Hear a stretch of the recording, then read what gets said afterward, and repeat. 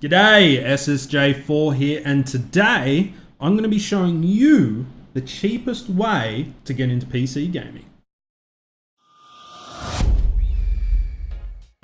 Let me show you what we're working with here. Comes preloaded Windows 10, an i5 6400 processor, GeForce GT 720 2GB, 2TB hard drive, 8GB of RAM. It's got an optical drive, surprisingly enough, a card reader, and it's got built-in Wi-Fi and Bluetooth. This puppy has definitely seen better days. She's a bit dirty and she's no good for gaming right now, but I'll show you just how to turn this thing into a gaming beast. Now these are the parts that we're going to be putting into this PC. The star of the show is undoubtedly this little beauty here. This is the GTX 750 Ti, and you think, wow, that's a really old graphics card, which it is. But the great thing about it is that it's a very low powered graphics card, but it performs incredibly well. You can throw this thing in just about any PC and you can have 1080p gaming. And I picked this one up for 60 Aussie bucks, but I have seen them go for as little as 30. So if you're willing to bargain hunt a little bit, you can grab yourself a deal. But all you need to do is get yourself one of these, throw it into one of these, and happy days. Now the 750 Ti isn't the only thing that we're going to be throwing into this PC. We're going to be doubling the RAM to 16GB. So I have an 8GB stick of DDR3 right here. And then I have this M.2 SSD. Now this isn't an NVMe drive, and that's because the motherboard that we have doesn't support it. But it's also a very, very cheap. I picked this up for $40. And while it's not necessary for an amazing gaming experience, I consider an SSD a quality of life thing. And if you haven't got one in your computer, it's the best upgrade that you can make to it. We have just this crappy old 120mm fan from my very first gaming PC that I built in 2009. It's a little bit noisy, but this OEM didn't come with any intake fans. So for good measure, we have this little 92mm fan from Noctua that's going to act as our exhaust, so we can get all that hot air out of the system. Now, all these extra parts aren't strictly necessary. You could be very happy just grabbing yourself one of these OEM PCs, which I picked up for 40 Aussie dollars, which is an absolute bargain. It's an old OEM, but it doesn't matter. $40 is cheaper than the Windows key itself. Now, you could get away with just throwing a GTX 1050 Ti and happy days, but I just wanted to go a little bit extra mile. But for $100, you're PC gaming. You couldn't even buy a used Xbox One for that kind of cash.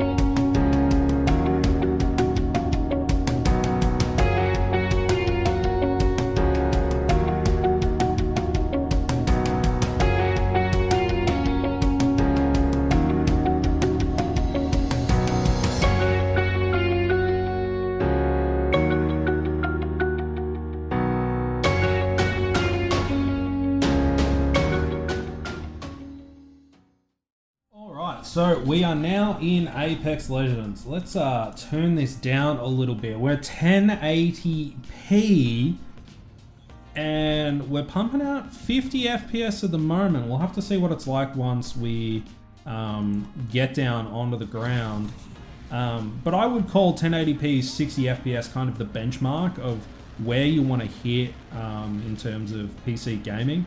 All right, so we're dead at the moment, but we'll just look at the FPS at the moment. We're hovering around 60 at the moment. That's what you want. 1080p, these are the absolute lowest settings, unfortunately. But the thing is that this is a completely playable experience. You know, there's no big FPS drops or anything like that. We're getting really consistent frames. And 1080p, that's what you want. The Xbox One, standard Xbox One, runs at 900p for Apex Legends. So we're in good shape at the moment. Boom! All right, so this next game that we have here is Paladins, which is the game of choice at the moment for my boy Winter, who this PC is actually for. He asked me to help him out with a system. He had a lead on a really cheap computer from a friend of his, but didn't think that it was ready for gaming. So this is who this video is for. Now, I've got all the settings on absolute maximum at the moment. We'll get a cheeky little double kill here. Oh no. About 90 FPS. Anyway, I hope Rowan is happy with this experience. We're getting well over 100 FPS in the game that he wanted to be able to play. So, victory. Okay, so last game that we're testing today is CSGO. I wasn't even watching on the screen, I was looking at the camera. And at the moment, it looks like we're getting those frames, baby. Over 140 FPS there. CSGO is just not a demanding title, but it's also a title that everybody loves to play. So right now we're getting a really nice experience. I'll just try and break this a little bit. Yeah, 150 FPS at the moment, so you got to be happy with that. Oh, yeah, take that. I'm not very good at CS, so you'll have to forgive my skills. But I would call this PC an absolute success.